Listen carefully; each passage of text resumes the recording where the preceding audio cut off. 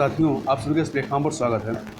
यहाँ पर हम लोग घटना चक्र जो समसामयिकी पब्लिकेशन है, इनके द्वारा आर्थिकी 2021-22 जो है पब्लिश कर दिया गया है, जिसमें भारत और विश्व से संबंधित महत्वपूर्ण आंकड़े हैं। तो यहाँ पर हम लोग इसको चैप्टर वाइज यहाँ पर विभिन्न वीडियो के तहत इस पूरे जो मैगजीन है इसको देखने का प्रयास करेंगे। तो आज के दिन हम लोग जो है इसमें से जो महत्वपूर्ण आर्थिक घटनाक्रम है उनको यहाँ पर इस वीडियो में देखेंगे। तो चलिए प्रारंभ करते हैं। और यहाँ ध्यान रखिएगा, यह जो आपका आर्थिकी की जो मैगजीन है ये आपके आगामी जितने भी स्टेट पीसीएस एग्जाम है या मेनली आपका जो यूपी पीसीएस का पेपर है उसके लिए काफ़ी महत्वपूर्ण है। इसके अलावा अन्य परीक्षाओं के लिए भी ये काफ़ी महत्वपूर्ण है। तो चलिए प्रारंभ करते हैं महत्वपूर्ण आर्थिक घटनाक्रम से। तो इसमें पहला है कि 28 जून 2021 को वित्त मंत्री निर्मला सीतारमण द्वारा कोविड-19 महामारी के खिलाफ भारतीय अर्थव्यवस्था को समर्थन देने हेतु प्रोत्साहन पैकेज की घोषणा की गई। तो ये प्रोत्साहन पैकेज कितने का रहा है? तो ये 6,28,993 करोड़ रुपए का था। अगला है 28 जून 2021 को वित्त मंत्री निर्मला सीतारमण द्वारा कोविड-19 प्रभावित क्षेत्रों के लिए घोषित योजना जिसका नाम है ऋण गारंटी योजना, इसकी राशि कितनी है? तो 1.1 लाख करोड़ रुपए। ऋण गारंटी योजना के तहत आवंटित 1.1 लाख करोड़ रुपए में से स्वास्थ्य क्षेत्र हेतु आवंटित राशि कितनी है? ये है आपकी 50,000 करोड़ रुपए और अन्य क्षेत्रों हेतु 60,000 करोड़ रुपए। केंद्रीय वित्त एवं कॉर्पोरेट कार्य मंत्री निर्मला सीतारमण द्वारा नए दशक कौन सा है? 2021 से जो प्रारंभ हो रहा है, तो नए दशक का पहला केंद्रीय बजट पेश किया गया 1 फरवरी 2021 को। और 1 फरवरी 2021 को पेश केंद्रीय बजट भारतीय बजट इतिहास का पहला डिजिटल केंद्रीय बजट है। इसके अतिरिक्त वित्त मंत्री निर्मला सीतारमण द्वारा 1 फरवरी 2021 को वित्त वर्ष 2021-22 से प्रस्तुत किया गया बजट जो रहा है, इसका अनुमान कितना है? ये इसका जो बजट रहा है वो 34,83,8236 करोड़ रुपए का है। बजट वर्ष 2021-22 के अनुसार कुल प्राप्तियों में राजस्व प्राप्ति का हिस्सा कितना है? वो है 51.34% और पूंजीगत प्राप्ति का जो हिस्सा है वो 48.66% है। अर्थात राजस्व प्राप्तियों का हिस्सा जो है पूंजीगत प्राप्तियों से अधिक है। बजट अनुमान 2021-22 के अनुसार कुल व्यय में राजस्व खाते पर व्यय का हिस्सा कितना है? 84.09% और पूंजीगत खाते पर व्यय का हिस्सा कितना है? 15.91%। ठीक है, तो राजस्व खाते पे जो व्यय है वो अधिक है। वर्ष 2021-22 हेतु प्रस्तुत बजट में राजस्व घाटा कितना अनुमानित है? तो ये जो रेवेन्यू डिफिसिट है, रेवेन्यू डिफिसिट जो है आपका वो है 11,40,576 करोड़ रुपए। वर्ष 2021-22 हेतु अनुमानित राजस्व घाटा जो कि 11,40,576 करोड़ रुपए, यदि इसको जीडीपी के परसेंटेज के रूप में देखें तो ये कितना है? जीडीपी का 5.1% है। तो ये परसेंटेज महत्वपूर्ण है, याद रखिएगा। वर्ष 2021-22 के बजट में 15,06,812 करोड़ रुपए का राजकोषीय घाटा फिस्कल डेफिसिट अनुमानित है, जो इस वर्ष की अनुमानित जीडीपी का कितना है? तो 6.8%। तो ध्यान रखिएगा, जो राजस्व घाटा है वो जीडीपी का 5.1% है, जबकि जो राजकोषीय घाटा फिस्कल डेफिसिट है वो 6.8% है। दोनों आंकड़े बहुत महत्वपूर्ण हैं। अगला है वर्ष 2020-21 के दौरान केंद्रीय बजट के संशोधित अनुमान में राजकोषीय घाटा 2020-21 के अभी जो बजट है वो 2021-22 का है। जो पिछला बजट होता है उसमें संशोधित आंकड़े आते हैं। तो वर्ष 2020-21 के केंद्रीय बजट के संशोधित अनुमान में राजकोषीय घाटा 18,48,655 करोड़ रुपए अनुमानित है, जो इसी वर्ष के अनुमानित जीडीपी का अर्थात 2020-21 का जो जीडीपी है उसका कितना रहा है? तो ये है आपका 9.5% रहा है। 2020-21 का है ये। आगे चलते हैं। बजट 2021-22 के अनुसार वर्ष 2021-22 में करों से कुल प्राप्ति टैक्स के रूप में कुल प्राप्ति जो है वो सकल कर राजस्व का कितना है? ये मतलब जो करों से कुल प्राप्ति हो रही है सकल कर राजस्व के रूप में वो है आपका अनुमानित है 22,17,059 करोड़ रुपए। बजट 2021-22 के अनुसार वर्ष 2021-22 में करों से अनुमानित कुल प्राप्ति जो ये 22,17,059 करोड़ रुपए हैं, इसमें प्रत्यक्ष करों का हिस्सा कितना है? जो डायरेक्ट टैक्सेस के रूप में जो पैसा आया है वो 49.98% है, जबकि इनडायरेक्ट टैक्सेस के रूप में 50.02% आया है। तो मतलब अप्रत्यक्ष जो टैक्सेस रहे हैं ये ज़्यादा कलेक्ट हुए हैं। आगे चलते हैं। बजट 2021-22 में वर्ष 2021-22 हेतु प्रत्यक्ष एवं अप्रत्यक्ष कर जीडीपी के संदर्भ में अनुमानित कितना है। तो देखिए, यदि जीडीपी के संदर्भ में देखेंगे तो जो आपका प्रत्यक्ष टैक्सेस है ये 4.9% है और जो अप्रत्यक्ष वाला है वो 5% है। बजट 2021-22 के अनुमान के अनुसार 2021-22 के अनुसार वर्ष 2021-22 में करों के योगदान के संदर्भ में कर राजस्व में टैक्स रेवेन्यू में सर्वाधिक हिस्सा किसका है। तो सर्वाधिक हिस्सा जो टैक्सेस से आया है वो आपका जीएसटी के रूप में वस्तु एवं कर सेवा कर, दूसरे नंबर पे आयकर इनकम टैक्स है, तीसरे नंबर पे निगम कर है, कॉर्पोरेट टैक्स है, और चौथे पे केंद्रीय उत्पाद शुल्क और पांचवें पे सीमा शुल्क। तो ये क्रम बहुत महत्वपूर्ण है। तो जीएसटी, आयकर, निगम कर, फिर केंद्रीय उत्पाद शुल्क और सबसे बाद में है सीमा शुल्क।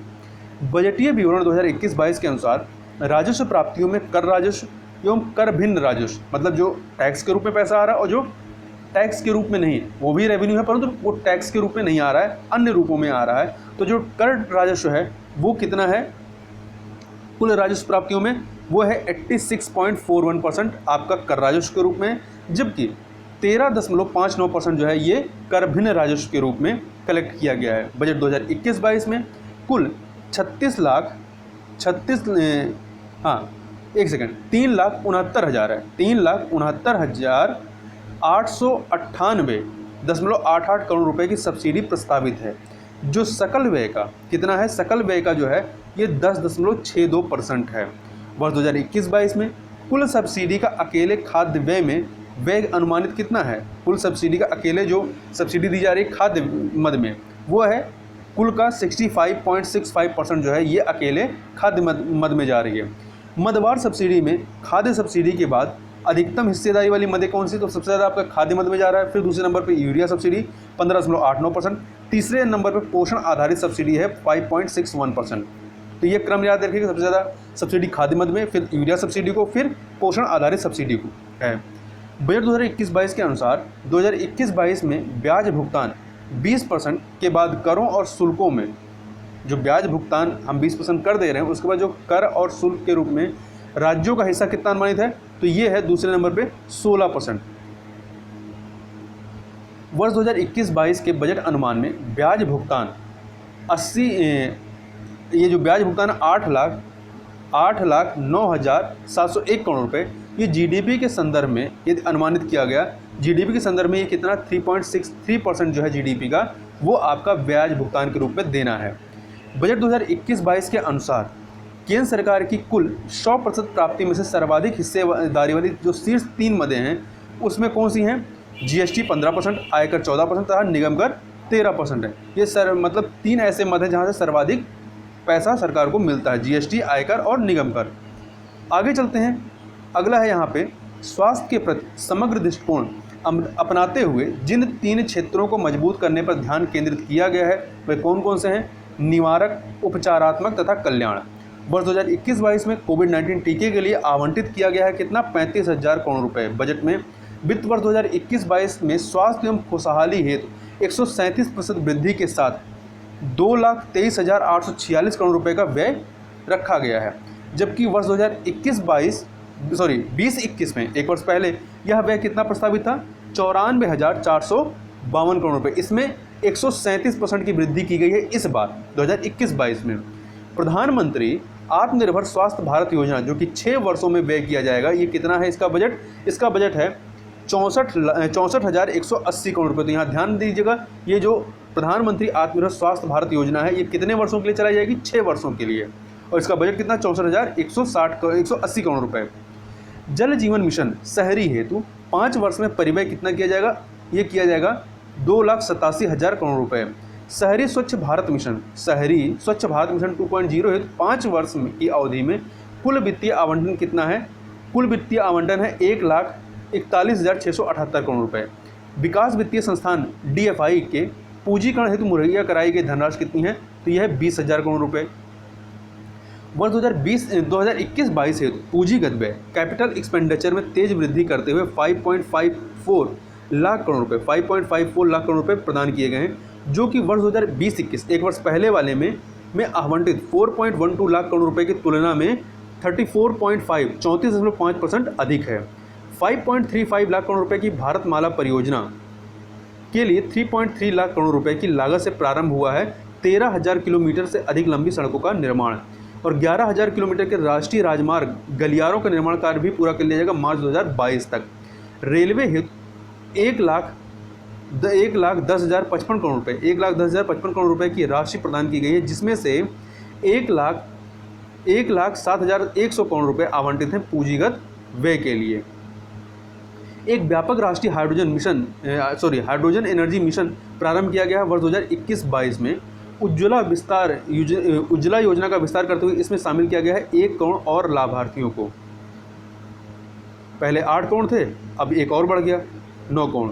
बीमा कंपनियों में स्वीकार्य प्रत्यक्ष विदेशी निवेश FDI को 49% से बढ़ाकर कितना कर दिया गया, 74% कर दिया गया, इसको याद रखिएगा 74%। वित्तीय वर्ष 2021-22 में कृषि क्रेडिट लक्ष्य बढ़ाकर कितना किया गया है, 16.5 लाख करोड़ रुपए किया गया है। ग्रामीण बुनियादी ढांचा विकास निधि को 30,000 करोड़ रुपए से बढ़ाकर कितना किया गया है, इसको कर दिया गया है 40,000 करोड़ रुपए। वर्ष 2021-22 में भारत के इतिहास में पहली बार डिजिटल जनगणना हेतु आवंटित धनराशि कितनी है, 3,768 करोड़ रुपए। वित्त विधेयक के माध्यम से भारत की आकस्मिकता निधि या कॉन्टीजेंसी फंड को 500 करोड़ रुपए से बढ़ा करके किया जाना प्रस्तावित है 30,000 करोड़ रुपए। तो ये महत्वपूर्ण आंकड़ा है, इसे महत्वपूर्ण प्रश्न बनेगा, तो उसको याद रखिएगा। निवेश को आकर्षित करते हुए कॉर्पोरेट कर की दर को कम करते हुए लाया गया है विश्व में सबसे कम स्तर पर संपूरक पोषण कार्यक्रम तथा पोषण अभियान का विलय करके प्रारंभ किया गया है मिशन पोषण 2.0। इसमें संपूरक पोषण कार्यक्रम और पोषण अभियान दोनों को समर्ज कर दिया गया है।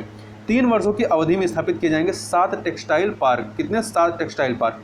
भारत की राष्ट्रीय रेल योजना 2030 तैयार की गई है भारतीय रेलवे के द्वारा। उच्च अनिश्चितता युक्त सबसे खराब स्थिति में नुकसान को कम करने पर केंद्रित नीति की सिफारिश करता है हैंसन और सार्जेंट अनुसंधान। एनएसओ द्वारा वर्ष 2019-20 में 4.2% की वृद्धि की तुलना में वित्त वर्ष 2020-21 में भारत के वास्तविक जीडीपी में गिरावट का अनुमान कितना लगाया गया है, तो माइनस में 7.7%।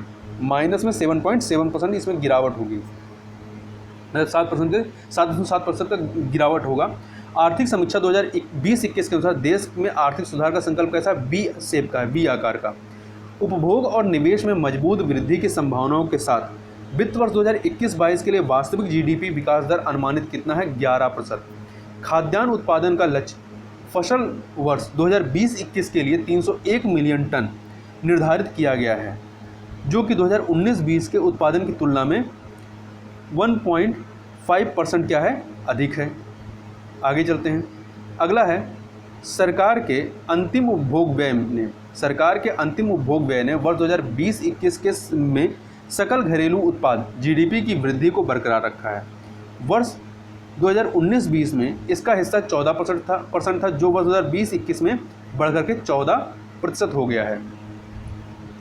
वर्ष 2020-21 में सकल घरेलू उत्पाद के संकुचन कंट्रैक्शन में सबसे अधिक योगदान किसका था, तो सकल निवेश का। किसका था, सकल निवेश का।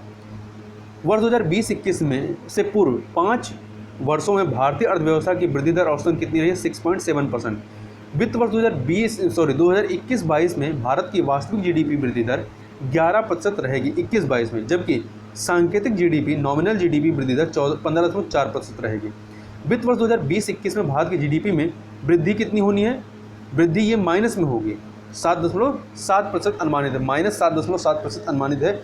इसी अवधि के प्रथम एवं द्वितीय छमाही में यह वृद्धि दर अनुमानित कितनी होगी, तो प्रथम छमाही में माइनस में 15.7% और द्वितीय छमाही में ये घट करके कितनी हो जाएगी, माइनस में 0.1%। वर्ष 2020-21 में जीवीए वृद्धि दर कितनी अनुमानित है, तो माइनस में 7.2%। वर्ष 2018-19 में जीडीपी के अनुपात में सकल बचत अनुमानित कितना है, तो जीडीपी के अनुपात में 2018-19 में तो 30.1%। वर्ष 2018-19 में जीडीपी के अनुपात में सकल पूंजी निर्माण ग्रॉस कैपिटल फॉर्मेशन अनुमानित कितना है, तो 32.2%। लॉकडाउन के तहत भारत सरकार एवं आरबीआई द्वारा कुल मिलाकर के 29.87 लाख करोड़ रुपए की प्रोत्साहन राशि घोषित की गई, जो सकल राष्ट्रीय उत्पाद का कितना है, यह है आपका 15%। विश्व व्यापार संगठन WTO द्वारा अक्टूबर 2020 में जारी पूर्वानुमानों के अनुसार वर्ष 2020 में वैश्विक व्यापार की मात्रा volume of world merchandise trade में 9.2% की गिरावट आई है, जबकि वर्ष 2021 में इसमें अनुमानित की गई है 7.2% की वृद्धि। वर्ष 2019-20 अप्रैल नवंबर की तुलना में 2020-21 अप्रैल नवंबर की अवधि में भारत के साथ अनुकूल व्यापार संतुलन मोस्ट फेवर्ड ट्रेड बैलेंस दर्शाने वाले शीर्ष 4 देश कौन से हैं, मतलब जहां पे हमें व्यापार के फायदा हुआ है, हमने निर्यात ज़्यादा किया, आयात कम किया है, तो ये हैं America, USA, Bangladesh, Nepal, UK. तो यह क्रम याद रखिएगा, यूएसए, बांग्लादेश, नेपाल, यूके। आगे चलते हैं, अगला है वर्ष 2019-20 अप्रैल नवंबर की तुलना में वर्ष 2020-21 अप्रैल नवंबर की अवधि में भारत के साथ सर्वाधिक व्यापार घाटा हाईएस्ट ट्रेड डेफिसिट प्रदर्शित करने वाले शीर्ष 4 देश, मतलब जहां से आयात ज़्यादा किया है, निर्यात कम किया है, तो इसमें नंबर 1 पे आपका चाइना आएगा, दूसरे पे इराक है, तीसरे पे सऊदी अरबिया और चौथे पे स्विट्जरलैंड। तो यह भी क्रम महत्वपूर्ण है, चीन, इराक, सऊदी अरबिया तथा स्विट्जरलैंड। अप्रैल दिसंबर 2020-21 के दौरान कुल $200.8 बिलियन का निर्यात हुआ। विगत वर्ष की इस अवधि के दौरान -2.4% संकुचन की तुलना में वर्ष 2020-21 हेतु इसमें दर्ज किया गया है कितना संकुचन, तो इसमें जो संकुचन है वो आपका -15.7% का संकुचन इसमें है 2021 में। भारतीय फार्मास्यूटिकल उद्योग जो है ये मात्रा अतः वॉल्यूम के संदर्भ में विश्व में चीन और इटली के बाद तीसरे नंबर पे है, जबकि मूल्य के संदर्भ में वैश्विक स्तर पर 14वां सबसे बड़ा उद्योग है। ऐसे तो तीसरे पे है मात्रा में, परंतु मूल्य में जो है 14वें पे है। भारत ने विश्व फार्मा निर्यात में अपनी हिस्सेदारी वर्ष 2010 के 1.4% से बढ़ा करके वर्ष 2019 में 10 वर्षों में 2.6% कर दी है। वर्ष 2019 में विश्व फार्मा निर्यात में हिस्सेदारी के संदर्भ में भारत 11वें स्थान पर रहा, जबकि शीर्ष 3 स्थानों पर काबिज देश कौन से हैं, तो नंबर 1 पे जर्मनी है, फिर स्विट्जरलैंड है और फिर आपका यूएसए है, अमेरिका है। ये विश्व फार्मा निर्यात में हिस्सेदारी के संदर्भ में है। अप्रैल नवंबर 2020 की अवधि में भारत के लिए शीर्ष 5 निर्यात गंतव्य कौन से रहे हैं जहां हमने सामान बेचा है, तो नंबर 1 पे अमेरिका, दूसरे पे चीन है, तीसरे पे यूएई संयुक्त अरब अमीरात है, चौथे पे हांगकांग और 5वें पे सिंगापुर। तो क्रम बहुत महत्वपूर्ण है, यूएसए, चीन, यूएई, हांगकांग तथा सिंगापुर। आगे देखें, अप्रैल नवंबर 2020 की अवधि में भारत के लिए शीर्ष 5 आयात गंतव्य जहां से हमने माल खरीदा है, तो चाइना नंबर 1 पे, दूसरे पे यूएसए है, तीसरे पे यूएई है, चौथे पे हांगकांग और सऊदी अरब। तो निर्यात गंतव्य और आयात गंतव्य दोनों के साथ देखिए, तो देखिए निर्यात में अमेरिका नंबर 1 पर है और आयात गंतव्य में चाइना नंबर 1 पर है। बाकी पहले को आप इनको मिला करके अपने हिसाब से उसको कोडिंग करके याद कर सकते हैं। तो निर्यात गंतव्य में अमेरिका, चीन, यूएई, हांगकांग तथा सिंगापुर है, जबकि आयात गंतव्य में चीन, यूएसए, यूएई, हांगकांग तथा सऊदी अरब है। 26 फरवरी 2021 को जारी वर्ष 2020-21 हेतु राष्ट्रीय आय के द्वितीय अग्रिम अनुमानों में जीडीपी की वास्तविक विकास दर अनुमानित है -8%।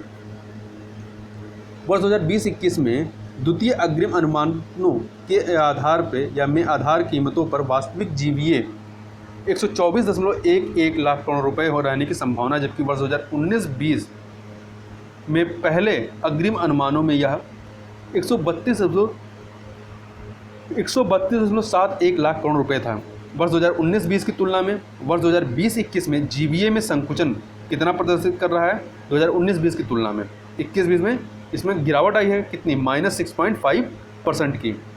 वर्ष 2020-21 हेतु जारी राष्ट्रीय आय के द्वितीय अग्रिम अनुमानों में आधार कीमतों पर प्रति व्यक्ति आय कितनी है, ये है 85,929 करोड़ रुपये, 85,929 रुपये अनुमानित, जबकि वर्तमान कीमतों पर यह अनुमानित है 1,27,768 रुपये। दिसंबर 2020 में उत्तर प्रदेश राजस्व विभाग द्वारा जारी अधिसूचना में उत्तर प्रदेश राजस्व संहिता 2006 की जिस धारा में संशोधन किया गया है उस कौन सी धारा है, धारा 67। केंद्रीय मंत्रिमंडल द्वारा डायरेक्ट टू होम डीटीएच प्रसारण सेवाओं के लिए स्वीकृत प्रत्यक्ष निवेश कितना है, तो ये है 100%। प्रधानमंत्री नरेंद्र मोदी की अध्यक्षता में केंद्रीय मंत्रिमंडल ने आत्मनिर्भर भारत रोजगार योजना को मंजूरी दी है। कब दी है, तो 9 दिसंबर 2020 को मंजूरी दी है आत्मनिर्भर भारत रोजगार योजना को। आत्मनिर्भर भारत रोजगार योजना की अवधि कितनी है, तो ध्यान रखिएगा अवधि महत्वपूर्ण है, 2020 से 2023 तक की चलेगी। भारत सरकार द्वारा 15वें वित्त आयोग की दूसरी रिपोर्ट लोकसभा में प्रस्तुत की गई है। कब की गई है, 1 फरवरी 2021 को, और इसके अध्यक्ष कौन रहे हैं, एनके सिंह रहे हैं। और 15वें वित्त आयोग का गठन कब हुआ था, 27 नवंबर 2017 को। और 15वें वित्त आयोग द्वारा 2 रिपोर्ट प्रस्तुत की गई। प्रथम रिपोर्ट है 2020-21 की अवधि हेतु, द्वितीय रिपोर्ट है 2021-22 से 2025-26 की अवधि हेतु 15वें वित्त आयोग की सिफारिश के अनुसार संघ के करों की निवल प्राप्तियों का वर्तमान में 42% की तुलना में राज्यों को दी जाने वाली हिस्सेदारी है कितनी, 41%। पहले 42% दिया जा रहा था 14वें वित्त आयोग के अनुसार, अब इसको 41% किया गया है। तो 15वें वित्त आयोग के द्वारा प्रस्तुत रिपोर्ट का शीर्षक क्या है, कोविड के दौरान वित्त आयोग। 15वें वित्त आयोग द्वारा प्रस्तुत रिपोर्ट में राज्यों और संघ के मध्य संतुलन को दर्शाने हेतु मुख्य पृष्ठ पर किसका चित्र अंकित किया गया है, तो तराजू को चित्रित किया गया है। 15वें वित्त आयोग ने वर्ष 2016 से लेकर के 15वें वित्त आयोग ने वर्ष 2021-26 हेतु केंद्रीय करों में से राज्यों के हिस्से के लिए 41% की संस्तुति की है, जबकि 14वें वित्त आयोग द्वारा यह 42% था। 14वें वित्त आयोग की तुलना में 15वें वित्त आयोग द्वारा 1% का समायोजन किया गया है, किसके लिए, तो नवगठित केंद्र शासित प्रदेश जम्मू कश्मीर और लद्दाख के लिए। आगे चलते हैं। 15वें वित्त आयोग द्वारा आय का अंतर मानदंड हेतु राज्यों के आय की गणना की गई है। वर्ष 2016-17 से लेकर 2018-19 के मध्य 3 वर्षों के दौरान राज्य की प्रति व्यक्ति GSDP के आधार पर 15वें वित्त आयोग द्वारा जनसांख्यिकीय मानदंड हेतु प्रयोग किया गया वर्ष 2011 की जनगणना के आंकड़ों को। 15वें वित्त आयोग के अनुसार वर्ष 2021 से लेकर 26 हेतु राजस्व घाटा अनुदान और स्थानीय सरकारों का अनुदान कितना, तो राजस्व घाटा अनुदान जो है आपका ये है 2,94,514 करोड़ रुपए और स्थानीय सरकारों का अनुदान जो है ये 4,36,361 करोड़ रुपए है। 15वें वित्त आयोग ने वर्ष 2021 से 26 हेतु शहरी एवं ग्रामीण स्थानीय निकायों अनुदान के लिए संस्तुति कितनी की है, तो ग्रामीण शहरी स्थानीय निकायों के लिए 1,21,055 करोड़ रुपए, जबकि ग्रामीण निकायों के लिए जो अनुदान की प्रस्तावित किया गया है वो है आपका 2,36,805 करोड़ रुपए।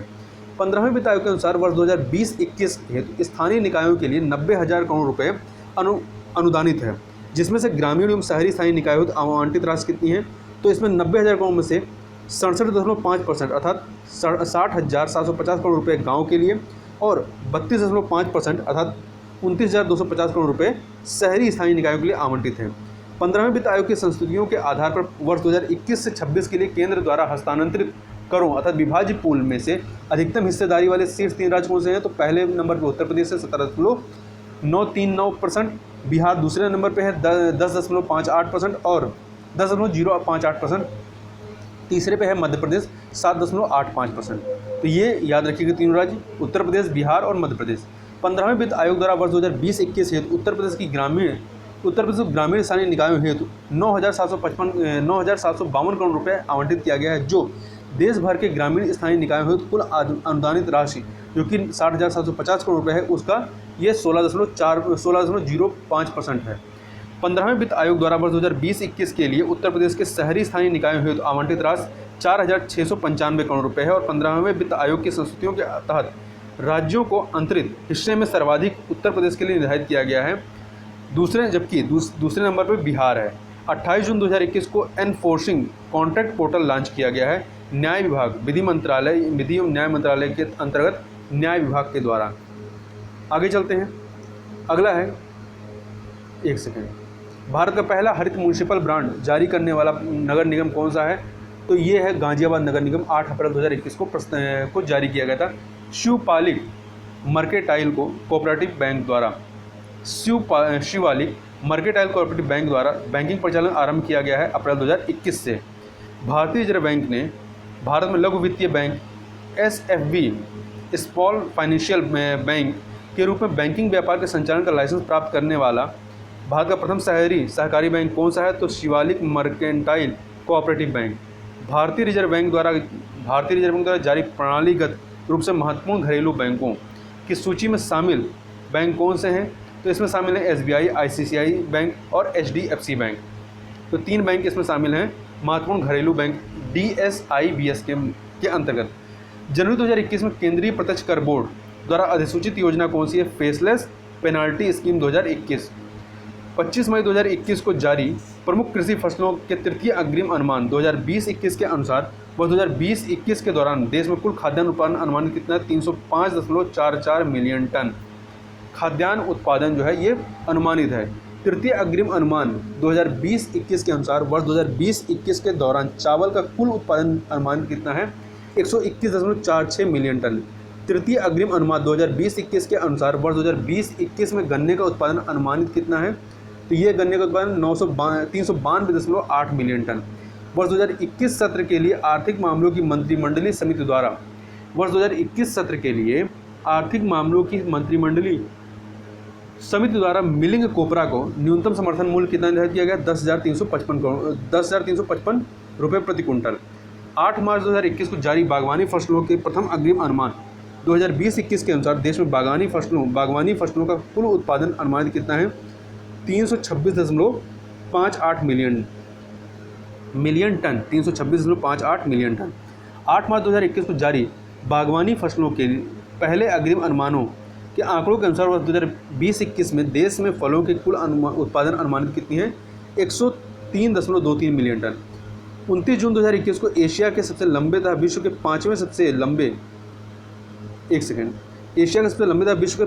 लंबे automobile high speed track NATRX NATRAX का उद्घाटन किया गया। कहाँ पे? तो मध्य प्रदेश के इंदौर में। इसकी कुल लंबाई कितनी? 11.3 किलोमीटर है।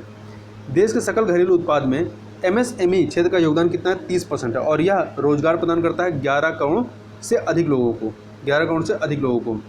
भारत की विदेश नीति FTP प्रतिपादित की जाती है 5 वर्षों के लिए। कितने वर्षों के लिए? 5 वर्षों के लिए। और भारत की नई विदेश नीति व्यापार नीति 2021 से 26 तक के लिए लागू है, 1 अप्रैल 2021 से।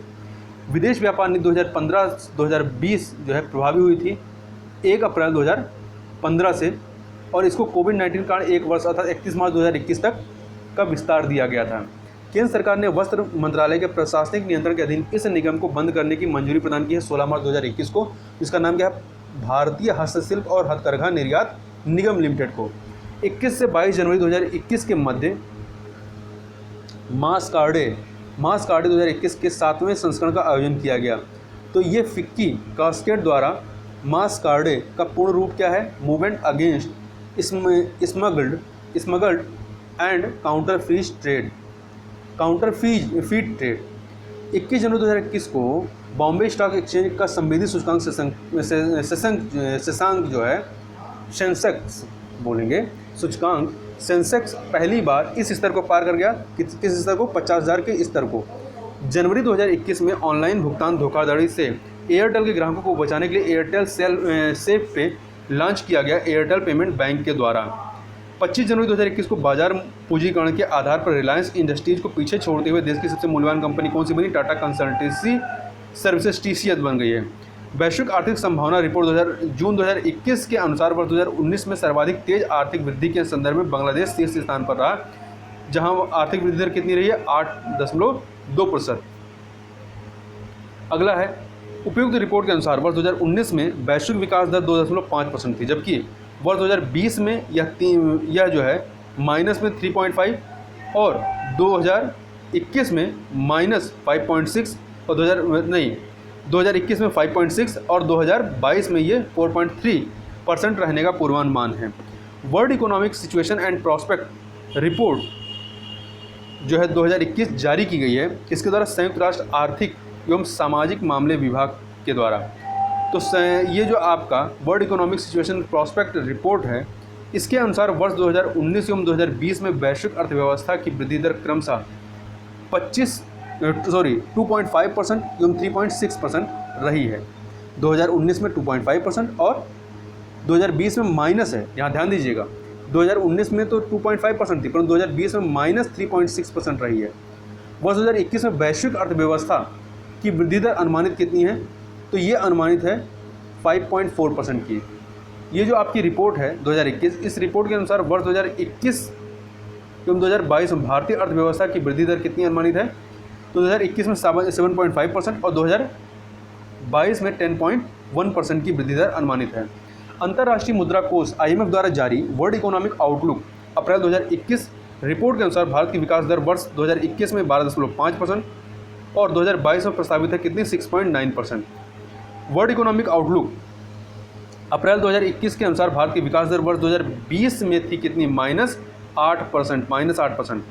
टेरी तथा सेल द्वारा जारी report India transforming to a net zero emissions energy system के अनुसार भारत ऊर्जा प्रणालियों में शुद्ध शून्य उत्सर्जन को प्राप्त कर लेगा। कब तक? तो 23 मार्च 2021 को ये कहा गया, ये प्राप्त कर लेगा वर्ष 2050 तक जो है इसको प्राप्त कर लेगा। Asia money Asia money West Bank award 2021 में India's best bank for SME MSME होता है, उसी का SME है, ठीक है, चुना गया है। कौन सा?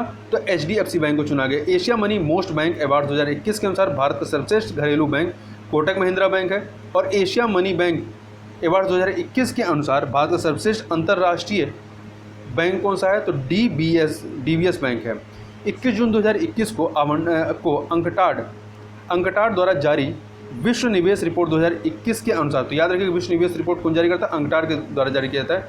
तो इसके अनुसार भारत में प्रत्यक्ष विदेशी निवेश अंतर प्रवाह वर्ष 2019 में 51 मिलियन अमेरिकी डॉलर से की तुलना में 27% वृद्धि के साथ वर्ष 2020 में कितना हो गया? 64 मिलियन अमेरिकी डॉलर। ये 2019 की बात करें, 2019 से 2020 में, जब आपका लॉकडाउन नहीं लगा था। विश्व निवेश रिपोर्ट 2021 के अनुसार वर्ष 2020 में प्रत्यक्ष विदेशी निवेश अंतर प्रवाह के संदर्भ में शीर्ष 3 देश कौन से हैं जहां से भारत में पैसा आता है निवेश के रूप में? तो अमेरिका है, चाइना है और हांगकांग है। कहाँ कौन कौन है? America, China, Hong Kong. विश्व निवेश रिपोर्ट 2021 के अनुसार वर्ष 2020 में प्रत्यक्ष विदेशी निवेश अंतर प्रवाह के संदर्भ में भारत का स्थान कितना रहा है? प्रत्यक्ष विदेशी निवेश अंतर प्रवाह के मामले में भारत का स्थान 5वां रहा है। विश्व निवेश रिपोर्ट 2021 के अनुसार वैश्विक प्रत्यक्ष विदेशी निवेश प्रवाह FDI फ्लो वर्ष 2019 में 1.5 ट्रिलियन अमेरिकी डॉलर की तुलना में 35% की गिरावट के साथ कितना वर्ष 2020 में कितना रह गया है? तो 1 ट्रिलियन अमेरिकी डॉलर।